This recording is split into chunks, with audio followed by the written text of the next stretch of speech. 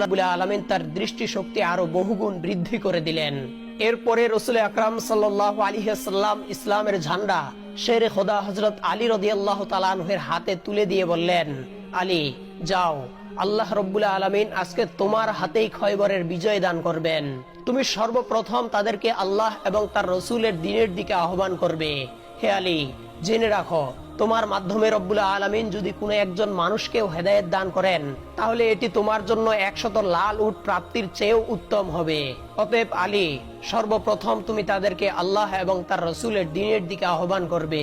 যদি তারা তা গ্রহণ করতে অস্বীকার করে, তবেই কেবল তুমি তাদের সাথে যুদ্ধে প্রবৃত্ত হবে।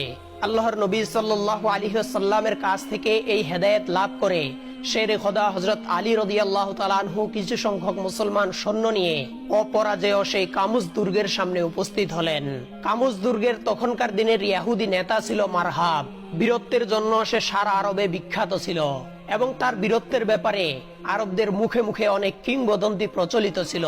মারহাব যখন দেখলো আলী রাদিয়াল্লাহু তাআলা আনহু দুর্গ জয় করার জন্য মুসলমান সৈন্যদেরকে নিয়ে কামুজ দুর্গের সামনে উপস্থিত হয়েছেন, তখন সে যুদ্ধের পোশাকে সুসজ্জিত হয়ে দুর্গ থেকে বেরিয়ে আসলো। এরপরে সে মুসলমানদেরকে মল্লযুদ্ধের জন্য আহ্বান করে বলল, ওহে মুসলমান জাতি, তোমাদের মধ্যে কি এমন কোন বীর আছে যে মারহাবের সাথে মোকাবেলা করার সামর্থ্য রাখে? তাহলে সে এগিয়ে আসুক আর সে পরীক্ষা করুক মারহাবের তলোয়ারের ধার কত শক্তিশালী। মারহাবের এই কথা শুনে শেরে খোদা হযরত আলী রাদিয়াল্লাহু তাআলা আনহু এগিয়ে গেলেন এবং তিনি বললেন, হে আল্লাহ ও রাসূলের দুশমন, তোমাকে জাহান্নামে পাঠিয়ে দেওয়ার জন্য আল্লাহর এই বান্দা প্রস্তুত রয়েছে। আলী রাদিয়াল্লাহু তাআলা আনহুকে দেখে মারহাব বলল, জেনে রাখো হে মুসলিম, খয়বর জানে আমার বীরত্বের কথা এবং পুরো আরব জানে আমার তলোয়ার কতটা ধারালো।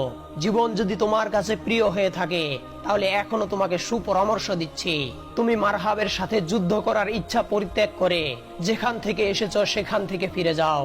মারহাবের এই কথা শুনে হযরত আলী রাদিয়াল্লাহু তাআলা আনহু বললেন,